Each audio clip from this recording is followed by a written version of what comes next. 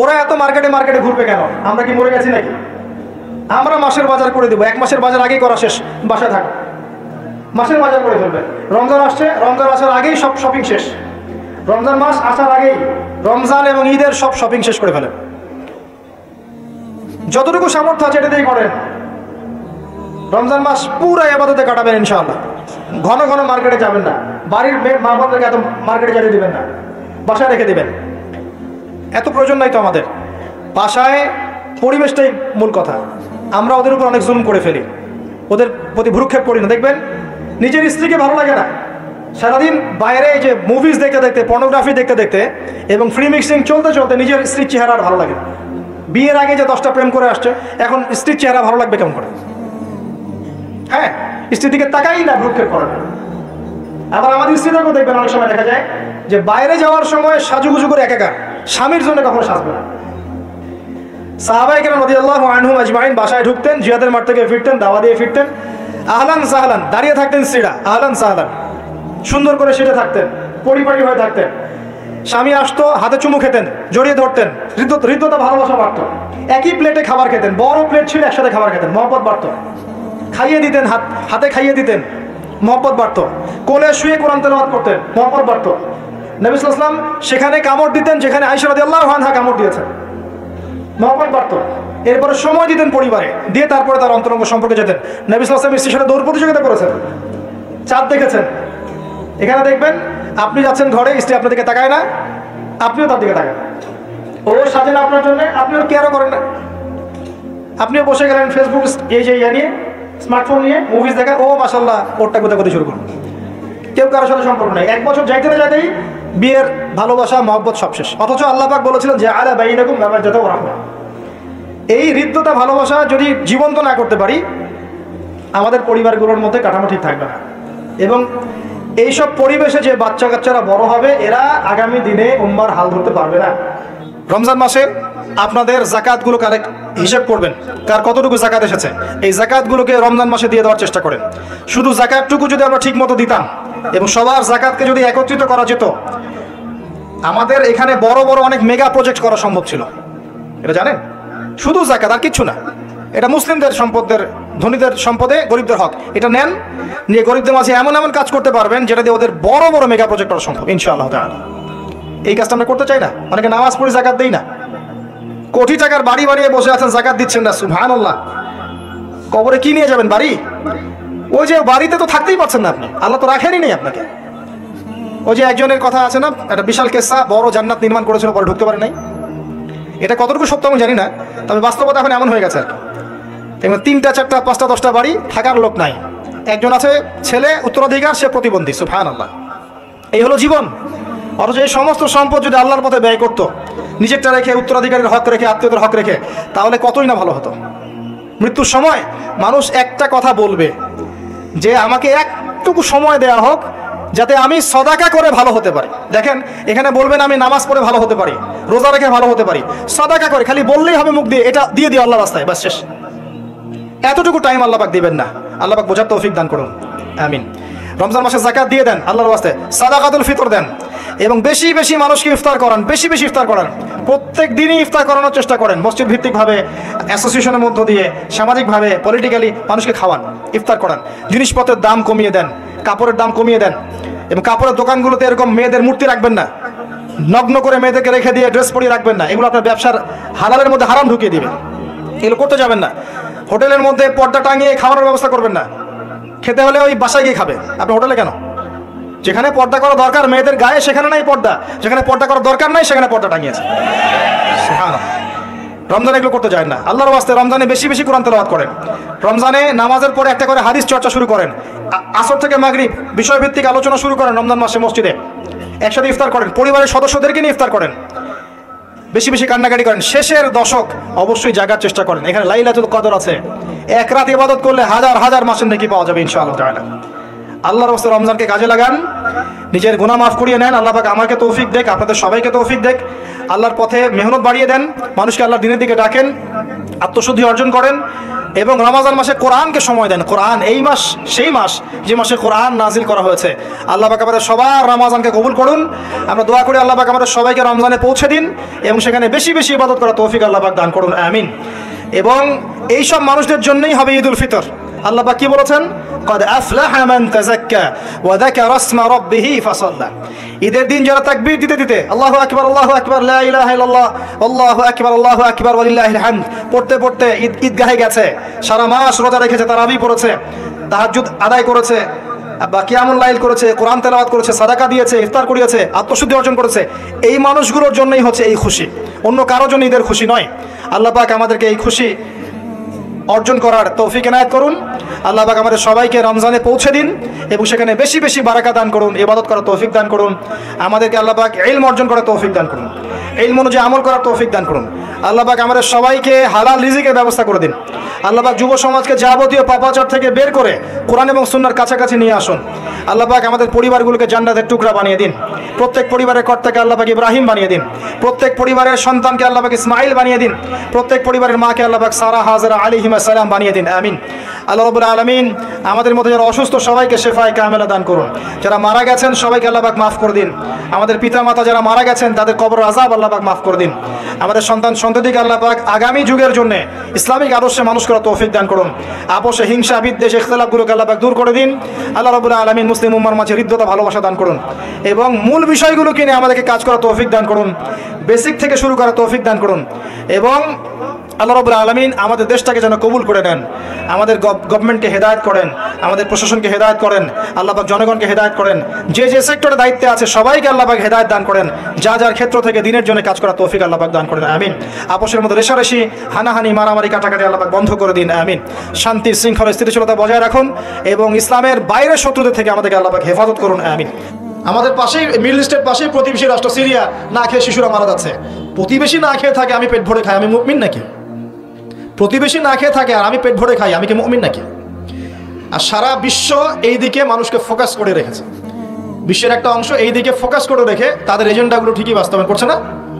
তো রমজান মাস আসে দেখবেন, রমজান মাস যখনই আসে দেখবেন যে নির্যাতন বেড়ে যায় উম্মার উপরে।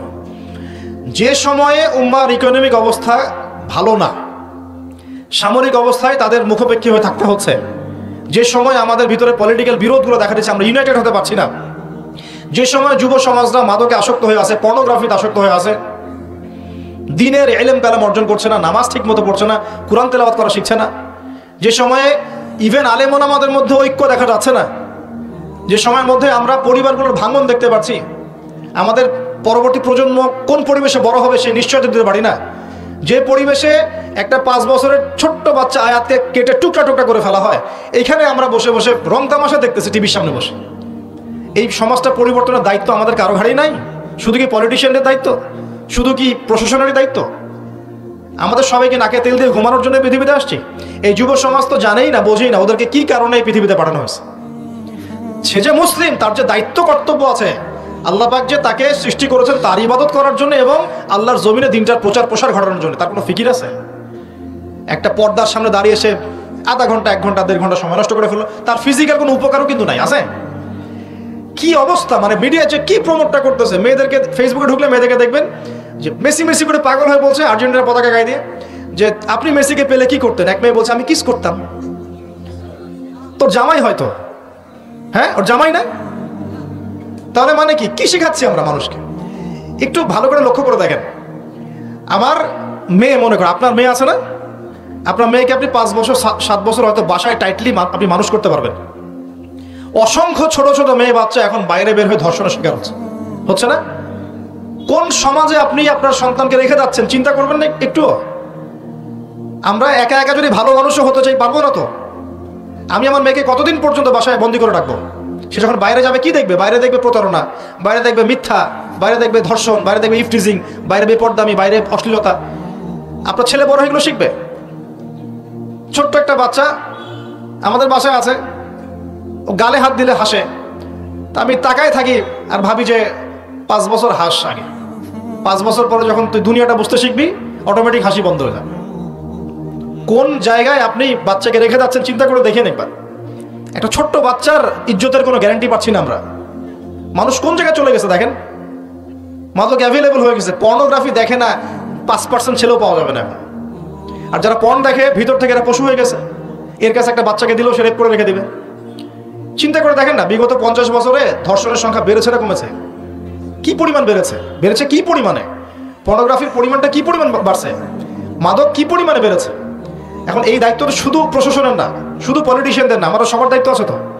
আমরা যদি যার যার জায়গা থেকে দায়িত্ব পালন করতে আজকে পিছুপা হয়ে যাই, বিশ্বাস করেন আগামী 10-20 বছর পরে আমাদের সন্তান একটা ভয়ঙ্কর বিশ্ব দেখবে আসে। ওরা এমন একটা বিশ্ব দেখবে যার দুঃস্বপ্নের মতো কল্পনাই করে নাই। আল্লাহ আমাদেরকে বোঝার তৌফিক দান করুন। আমি হয়তো কিছুটা ইমোশনাল হয়ে বেশি কথা বলে ফেললাম, ভুল ত্রুটি হলে মাফ করবেন। সামনে আসেন। আমি বুঝাচ্ছিলাম যে এই 3টা জায়গা থেকে বের হবে এবং তার সাথে জয়েন হবে কারা? ইহুদিরা এবং এক শ্রেণীর নারী, যাদেরকে আপনি ঘরে রাখতে পারবেন না। উদাহরণ দিতে এত দূর চলে গেছে। আরেকটা জায়গার কথা আসছে যে দাজ্জাল বের হবে শাম এবং ইরাকের মাঝামাঝি একটা রাস্তা থেকে। শাম মানে হচ্ছে ফিলিস্তিন, জর্ডান, লেবানন, এই যে পুরো কন্টিনেন্টটা আছে এটার নাম শাম। কি নাম? শাম। সিরিয়া আছে এর মধ্যে। আর ইরাক হচ্ছে এই যে আমাদের ইরাক, তো চিনেন সাদ্দাম হোসেনের দেশ, চিনেন নাই? আচ্ছা, তো এর মাঝখান থেকে একটা রাস্তা থেকে মাসিহুদ দাজ্জাল বের হবে। একটু ভূগোল ঘাটবেন, একটু জিওগ্রাফি পড়ে দেখবেন। ওর মাঝখানে এখন একটা রাষ্ট্রের জন্ম হয়েছে। এই রাষ্ট্রটা আজকে থেকে 100 বছর আগে বিশ্বের বুকে ছিল না। ছিল 1914 সালের আগ পর্যন্ত এরকম কোন রাষ্ট্রের অস্তিত্বই বিশ্বের বুকে ছিল না। বিগত 100 বছরে এটা অস্তিত্ব লাভ করেছে। নাম আপনারা সবাই জানেন। এবং সেখানে শুধু রাষ্ট্র গঠন করেই তারা ক্ষান্ত হয় নাই, কিন্তু ওই যে বললাম 70,000 ইহুদি যোগ দিবে ইস্পাহানের, বললাম না? তার মানে অন্য হাদিসের লিঙ্ক করলে দেখা যায় নবীজি বলছেন যে সে বিশ্ব শাসন করবে এবং তার ফলোয়ার্স হবে কারা? জিউসরা। জিউস মানে কারা? ইহুদিরা। তো সে যদি রাষ্ট্র কায়েম অলরেডি করে ফেলে এবং সেখানে যদি বিশ্বের সমস্ত জায়গা থেকে জিউসরা এসেও যায় এবং ওরা সেখানে শক্তিশালী হয়ে যায়, তাহলে দাজ্জাল সশরীরে বের না হলেও তার অনুসারীরা কি বের হয় নাই? বুঝেন নাই কথা? বুঝছেন? এখন তার অনুসারীদের একটু অবস্থা দেখেন। বিশ্বের বড় বড় সেক্টরগুলোর কথা আমি জাস্ট মেনশন করে দিই। Politics, economics, finance, military section এবং মিডিয়া। বড় বড় 5-6টা সেকশন। একটা সেকশন আমাকে দেখাবেন যেটা ওদের নিয়ন্ত্রণের বাইরে আছে? এমন কোনো সেকশন নাই। এখানে শিক্ষিত মানুষ যারা তারা আমার কথা বুঝতে পারবেন। বিশ্বের এমন কোনো সেকশন নাই যেটা ওদের নিয়ন্ত্রণের বাইরে। ইভেন এই যে প্রযুক্তিগুলো আমরা ইউজ করছি এগুলো সবকিছু ওদের নখদর্পণে আছে। এখন আমাকে একটা কোশ্চেনের উত্তর দেন যে যদি আপনি বিশ্ব রুল করতে চান তাহলে আপনাকে বিশ্বের এই বড় বড় সেকশনগুলোকে রুল করতে হবে না? শ্রীলঙ্কা কি পারবে বিশ্বের অর্থনীতিকে নিয়ন্ত্রণ করতে? পারবে না, কারণ তার নিজের কোনো ইকোনমিক বেস নাই। পারবে কি? সিরিয়া, এখন কি সিরিয়া পারবে সারা ওয়ার্ল্ডের পলিটিক্সকে নিয়ন্ত্রণ করতে? পারবে না। মনে করেন প্যালেস্টাইন কি পারবে সারা বিশ্বের ফাইন্যান্স এগুলো নিয়ন্ত্রণ করতে পারবে? সেখানে তো মানুষ অনুদানের উপর তারা চলছে না, তাদের তো জানমালের নিরাপত্তাই নাই। তার মানে যে বা যারা বিশ্ব শাসন করবে, দাজ্জাল এবং তার অনুসারীরা, তাদেরকে বিশ্বের বড় বড় সেকশনগুলো তো রুল করতে হবে, তাই নয় কি? এখন আমরা খেয়াল করে শরীরে বের না হলেও, সে সশরীরে না আসলেও তার ফলোয়ার্স যারা, তারা কিন্তু অলরেডি রাষ্ট্র কায়েম করেছে, বিশ্বের বড় বড় সেকশন নিয়ন্ত্রণ করছে এবং ঐক্যবদ্ধ হয়েছে, জেরুজালেমকে রাজধানীও ঘোষণা করে ফেলেছে। এবার কি মিলাতে পারছেন কথা যে কোন দিকে আমি ফোকাস করছি? এবার আসেন, তাদের সাথে লড়াই করার ক্ষমতা সবার থাকবে না, এটাও সত্য। কারণ দাজ্জাল যখন আসবে সে তাদেরকে নিয়ে বিশ্বে 40 দিন পুরো ম্যাসাকার করবে, পুরো বিশ্বটাকে 40 দিন সে শাসন করবে, যার প্রথম দিনটা হবে 1 বছরের সমান। কত বছর? কিভাবে হবে আল্লাহ জানেন, আমি ব্যাখ্যা করতে পারবো না। দ্বিতীয় দিন হচ্ছে 1 মাসের সমান, তৃতীয় দিন 1 সপ্তাহের সমান, তারপরের দিনগুলো আমাদের দিনের মতোই। কথা বুঝতে পারছেন? সে কি করবে? সে নিজেকে খোদা দাবি করবে, সে বলবে সেই খোদা আল্লাহ, এবং তার 1 হাতে জান্নাত 1 হাতে জাহান্নাম থাকবে। এই যে এই 1 হাতে জান্নাত মানে কি সত্যিকারের জান্নাত? ওই যে 2 2 4 যারা মিলায় বলবে হ্যাঁ সত্যিকারের জান্নাত। দাজ্জাল একটা বাহন থাকবে, কাঁধা বলা হয়েছে, যার বিশাল ডানা থাকবে, যে ডানার নিচে বহু মানুষ আশ্রয় নিতে পারবে, এবং সেই ডানাতে সে আকাশে চড়ে বেড়াবে। আকাশে উড়ে এমন কোনো গাধা আছে নাকি? আছে? যারা 2 2 4 মিলায়, যে 2 যোগ 2 লেফট হ্যান্ড সাইড সমস্যা রাইট হ্যান্ড সাইড, এরা মনে করবে যে উড়ন্ত গাধাও মনে হয় আসতে পারে। আর যারা ইন্টেলেকচুয়াল থিঙ্কিংস রাখেন তারা বুঝবেন যে হতে পারে এটা এমন কোনো প্রযুক্তি যেটা দিয়ে সে আকাশকে নিয়ন্ত্রণ করবে, হতে পারে অত্যাধুনিক কোনো এয়ারক্রাফট, আল্লাহ ভালো জানেন। তবে উড়ন্ত কোনো গাধা যে হবে না এটা আমরা নিশ্চিত ইনশাআল্লাহ। তো তো এখানে অনেক রূপকথা আছে। সে ডান হাতে জান্নাত মানে যারা তাকে ফলো করবে সে ওদের সবাইকে প্রোগ্রেস দিবে, দুনিয়াতে শান্তিতে থাকবে। আর যে তার মানে আনুগত্য করবে না, জুলুমের শিকার হবে, ব্যাস জাহান্নাম। এ তো সরাসরি জান্নাত জাহান্নাম নয় যে ধরে ঢুকাই দিবে। জান্নাতকে হাতে নিয়ে ঘোরা সম্ভব? কখনোই না। তো এমনও একটা হাদিস আসছে যে সে একটা কওমের কাছে গিয়ে দাঁড়াবে, বলবে আমার উপর ঈমান নিয়ে আসো। কওম বলবে আমরা তোমাকে মানি না, এরা মুমিন হবে, মুসলিম হবে, আমরা তোমাকে মানি না। তখন সে তাদের উপর জুলুম করবে, দুর্ভিক্ষ চাপিয়ে দিবে, দুর্ভিক্ষ চাপিয়ে দিবে। আর একটা কওমের কাছে যাবে, বলবে আমাকে কি তোমরা রব হিসেবে মানো? তারা বলবে হ্যাঁ মানি। তখন তাদেরকে সে প্রোগ্রেস দিবে, দেখবেন আকাশকে আদেশ করবে বৃষ্টি হও, বৃষ্টি হবে, ফসল ফলো, ফসল ফলবে, গুপ্তধনগুলো বের করে ওদের হাতে দিয়ে দিবে। মানে আমি বুঝাতে পারবো না যেটা কত বড় ফিতনা। পৃথিবীতে চলমান সমস্ত ফিতনাগুলোকে একত্রিত করলেও দাজ্জালের সমান হবে না। তবে তার শাসনটা চিরস্থায়ী হবে না, আলহামদুলিল্লাহ। তার এবং তার ফলোয়ার্সদের শাসনটা চিরস্থায়ী হবে না। তারা যে মনে করে বসে আছে যে এই দাজ্জালই হচ্ছে সত্যিকারের মাসিহ, সে সত্যিকারের মাসিহ নয়। সত্যিকারের মাসিহকে তারাই হত্যা করার চেষ্টা করেছিল। তার নাম কি? ঈসা আলাইহিস সালাম। তিনি হচ্ছেন সত্যিকারের মাসিহ। আল্লাহ পাক তাকে উঠিয়ে নিয়েছেন, তাকে আল্লাহ পাক নামাবেন সিরিয়ায়, দামেশকে, এবং তার হাতেই এই মিথ্যা মাসিহের মৃত্যু লেখা আছে ইনশাআল্লাহ তাআলা। এবং তারপর ঈসা আলাইহিস সালাম তার ফলোয়ার্স বা তার অনুসারীদেরকে নিয়ে বিশ্বে শান্তি প্রতিষ্ঠা করবেন ইনশাআল্লাহ। এটা সামনে আছে, মানে ইতিহাস শেষ হবে, সভ্যতা শেষ হবে নবী ঈসা আলাইহিস সালামের হাতে। এটা কত বছর বাকি আছে এটা আমরা বলতে পারবো না। হতে পারে 100 বছর, হতে পারে 1000 বছর, আমরা জানি না, আল্লাহ ভালো জানেন। কিন্তু একটা জিনিস আপনাকে ফোকাস করতে হবে, যে সে সশরীরে বের না হলেও তার অনুসারীরা কিন্তু সারা বিশ্বাসকে শক্তিশালী, এটা আপনাকে বুঝতে হবে। একই সাথে এই ঘটনা কিন্তু বিগত 100 বছর আগে ঘটেও নাই। আপনাকে আমি 2000 বছরের হিস্ট্রি দেখাতে পারবো, 2000 বছর, 2000 বছরেও তারা এই শক্তি অর্জন করতে পারে নাই যেটা লাস্ট 100 বছরে করেছে। ইতিহাস তো পড়তে হবে। এবার আসেন আমার আলোচনার শেষ পয়েন্টে, এখান থেকে শেষ হবে। নবীজি বলছেন সাল্লাল্লাহু আলাইহি সাল্লাম, সূরা কাহফ তোমাকে এই দাজ্জালের ফিতনা থেকে বাঁচাবে। কোন সূরা? কোন সূরা বলেন? পড়েছেন কখনো? অর্থ সহ পড়েছেন? একটা সুসংবাদ আপনার জন্য। নবীজি বলছেন সাল্লাল্লাহু আলাইহি সাল্লাম, কোন ব্যক্তি যদি সূরা কাহফের প্রথম 10টা আয়াত মুখস্থ করে বা শেষের 10টা আয়াত মুখস্থ করে বা এই দুটোই 20টাই করেন, ইনশাআল্লাহ আপনার জীবদ্দশায় যদি দাজ্জাল বের হয় সে আপনার কোনো ক্ষতি করতে পারবে না। এখন প্রশ্ন আছে আরো, এই সূরার মধ্যে কি আছে যা আপনাকে এই ফিতনা থেকে বাঁচাবে? এটা জানার জন্য আপনাকে আসহাবুল কাহফের ঘটনা পড়তে হবে। ওই যে 9 জন যুবকের কথা বলেছিলাম, 309 বছর ঘুমিয়েছিল, আল্লাহ পাক আবার ঘুম থেকে উঠিয়েছেন। ডিটেলস বলার সময় নেই, বাসায় গিয়ে পড়বেন। এবং এই বিষয়গুলো বোঝার আগে মুসা এবং খিদর আলাইহিস সালামের ঘটনাটাও পড়তে হবে, যে বাহ্যিক চোখে যা দেখা যাচ্ছে ওটা বাস্তবতা নয়। বাস্তবতা ওটাই যে আল্লাহ নূর দিয়ে খিদর আলাইহিস সালাম দেখছেন। আমি একটা জায়গা থেকে আলোচনা শেষ করে দেবো এখানে। এই সূরার মধ্যে আরো একটা ঘটনা আছে যেটা আমি কোনোদিনও বলি নাই, আজকে বলতেছি আপনাদের সামনে। আপনারা সৌভাগ্যবান, এই ঘটনা আমি আজ পর্যন্ত কোনো লেকচারে বলি নাই। সূরা কাহফে আরো একটা বিষয় আছে যেটা আপনাকে চেনাবে যে দাজ্জালের সভ্যতাগুলো কেমন হবে। একটু মনোযোগ দেন প্লিজ, 10 মিনিট দেখুন। এই সূরার মধ্যে 4টা ঘটনা আছে। কয়টা? একটা হচ্ছে আসহাবুল কাহফের, একটা যুলকারনাইন আলাইহিস সালাম, একটা মুসা এবং খিদর আলাইহিস সালামের, আর একটা হচ্ছে এই ঘটনা, 2 বন্ধুর ঘটনা যা আমি কোনো লেকচারে এখনো বলি নাই। এই ঘটনাটা সূরা কাহফের 32 নম্বর আয়াত থেকে শুরু করে মোটামুটি ভাবে আপনার 32 থেকে শুরু করে মোটামুটি 46, 47, 48 এরকম পর্যন্ত বড় একটা ঘটনা আছে। আমি খুব শর্ট করে বলছি।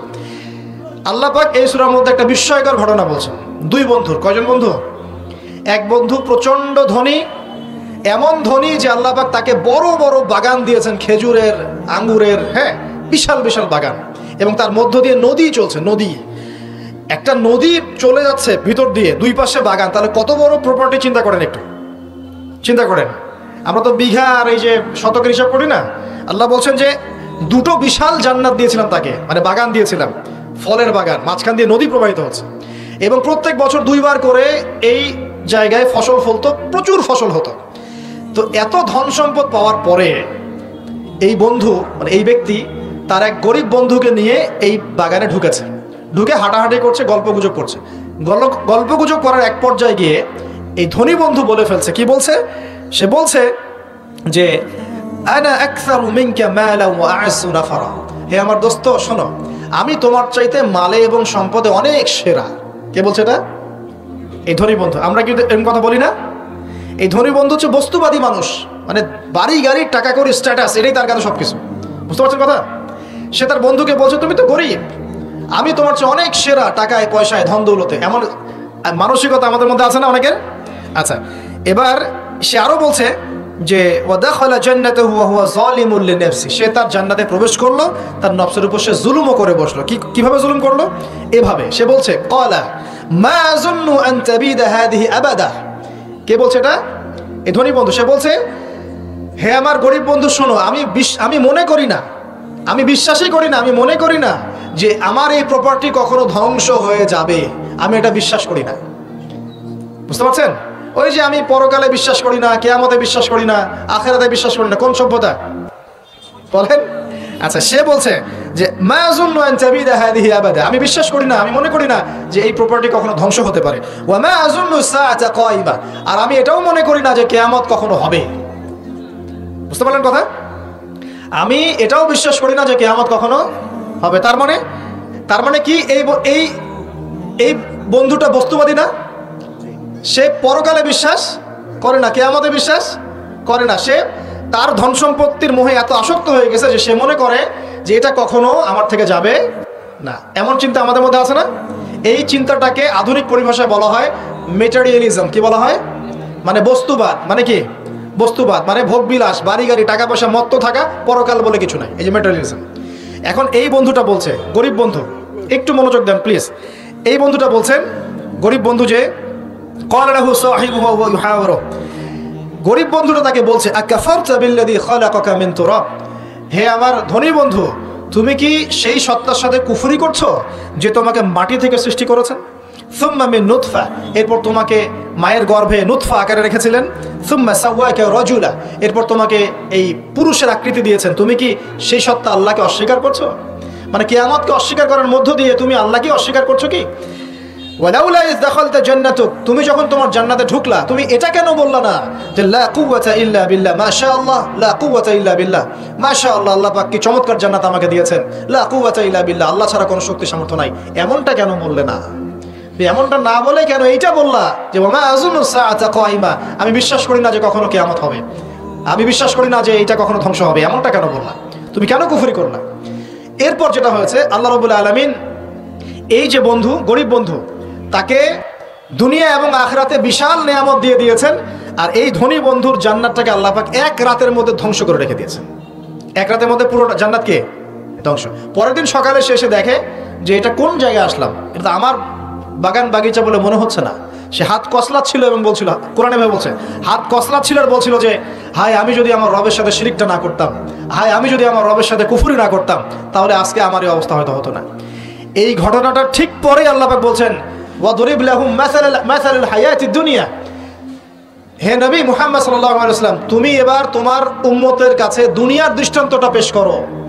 দুনিয়ার দৃষ্টান্তটাও ঠিক এরকমই, এই ফসলের ক্ষেতের মতোই।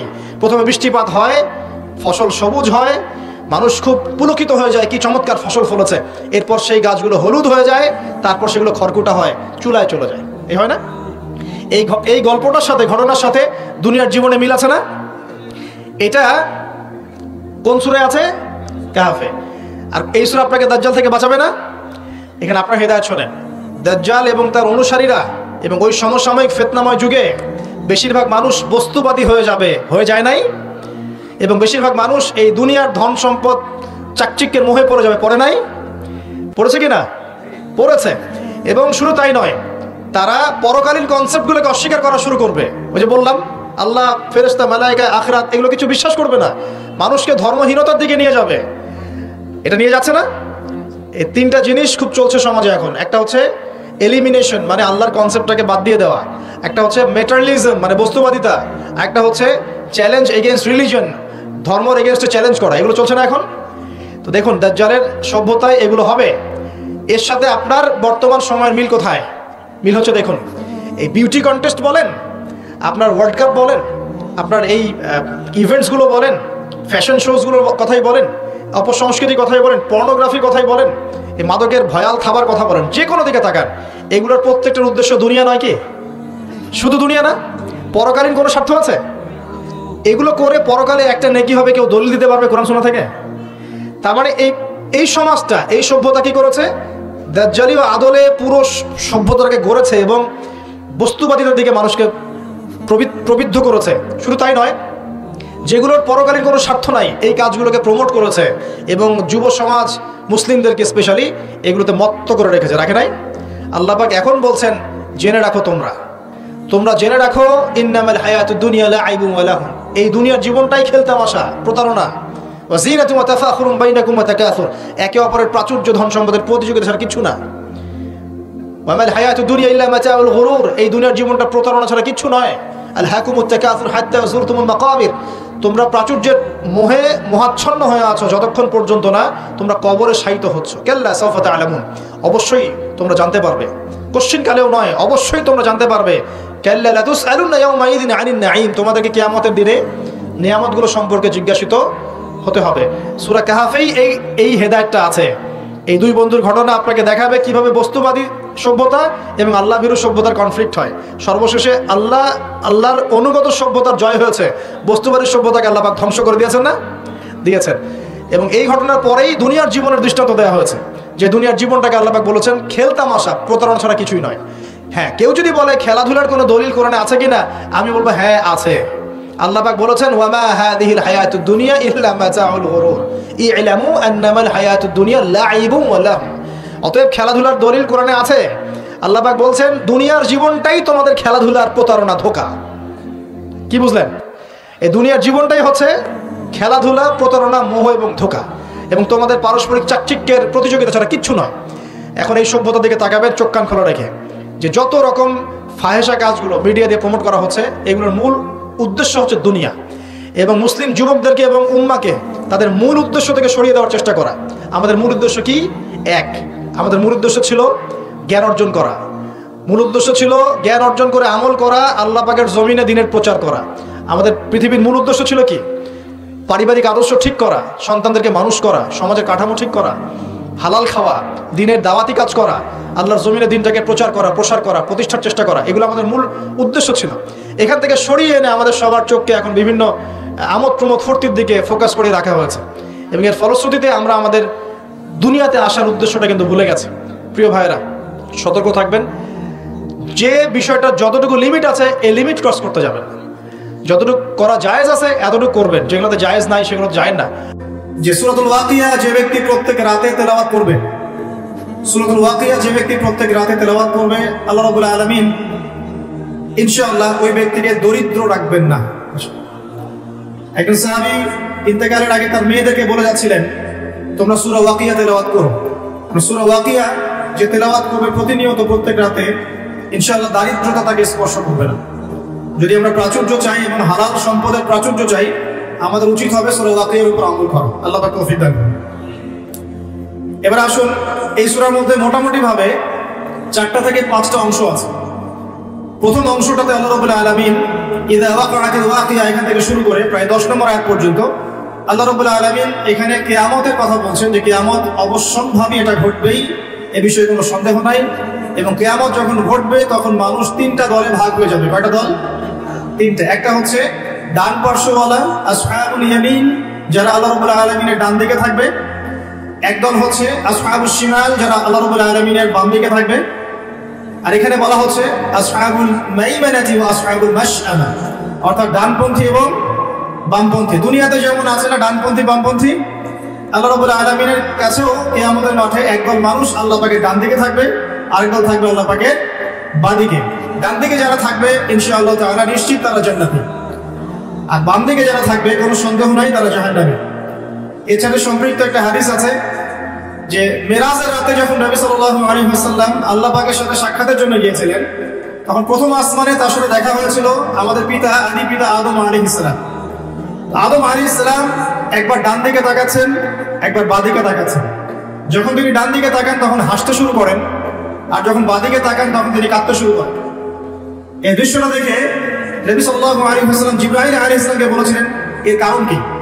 তখন জিবরাইল আলাইহিস সালাম বলেছিলেন যে আদম আলাইহিস সালাম যখন ডান দিকে তাকান তখন তার সেই সব সন্তানদেরকে দেখতে পান যারা জান্নাতি। তখন তিনি হেসে ওঠেন এবং যখন তিনি বাদিকে তাকান সেই সব সন্তানকে দেখতে পারেন যারা জাহান্নামী, এটা দেখে তিনি কেঁদে ওঠেন। এখানে আমরা সেটাই পাচ্ছি। আর একটা দলের কথা এখানে বলা হয়েছে, আস-সাবিকুন আস-সাবিকুন, অর্থাৎ অগ্রগামী, যারা প্রত্যেকটা ক্ষেত্রে অগ্রগামী। অর্থাৎ হাসরের মাঠে তিনটা দল দেখতে পারবো আমরা। এক দল আল্লাহ রাব্বুল আলামিনের ডান দিকে, যারা আসহাবুল মাইমানা, একটা দল হচ্ছে আল্লাহ পাকের বাম দিকে, আসহাবুল মাশআমা, আর একটা দল হবে আস-সাবিকুন আস-সাবিকুন, যারা আল্লাহ রাব্বুল আলামিনের সামনে থাকবে। কোথায় থাকবে? সামনে। এরা হচ্ছে অগ্রগামী। নবীগণ, সিদ্দিকগণ, শহীদগণ, তারা এই শ্রেণীর অন্তর্ভুক্ত হবে ইনশাআল্লাহ।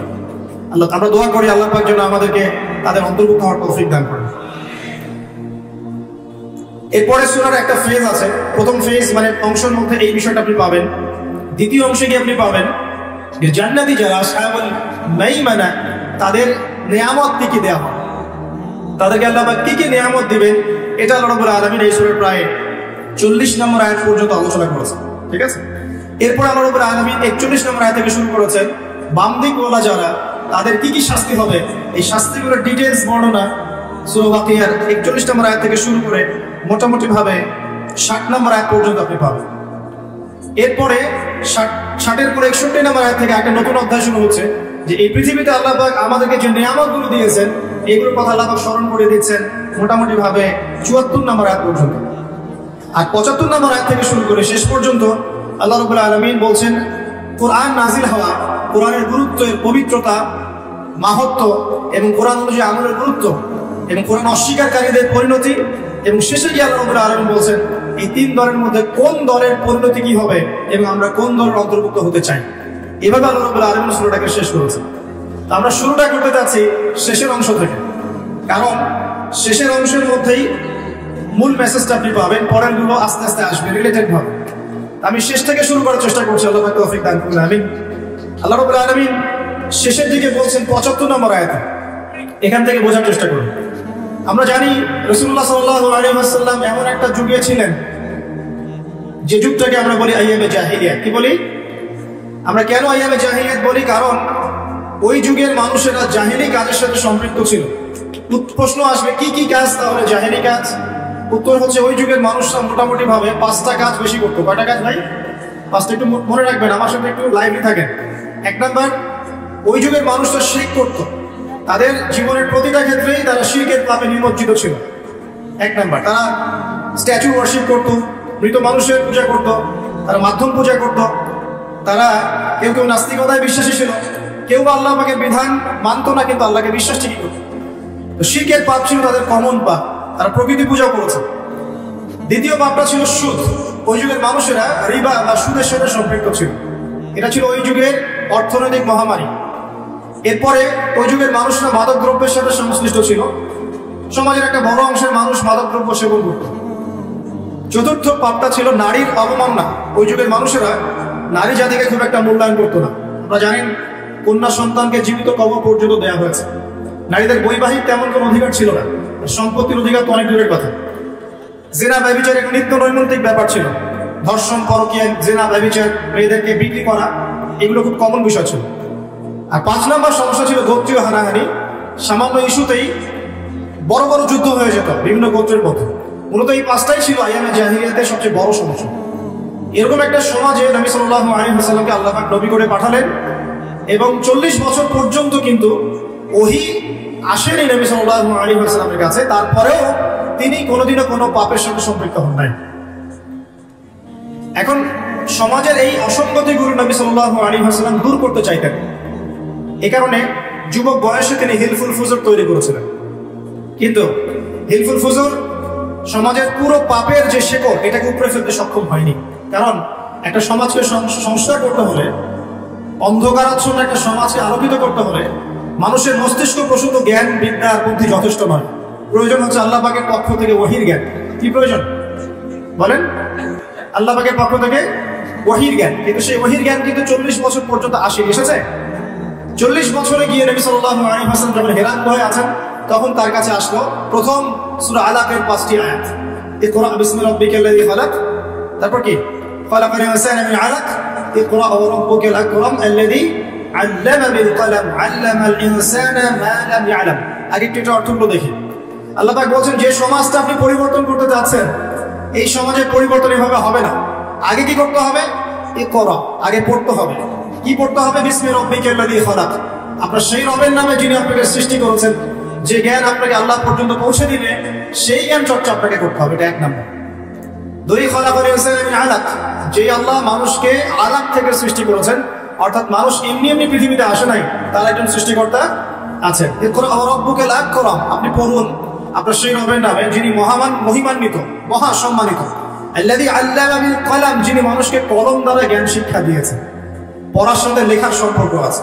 আল্লামাল ইনসান মা লাম ইয়ালাম, মানুষকে সেই জ্ঞান শিক্ষা দিয়েছেন যা মানুষ জানত না। আল্লাহ পাক আদম আলাইহিস সালামকে সৃষ্টি করেই প্রথমে তাকে সমস্ত নাম শিক্ষা দিয়েছেন।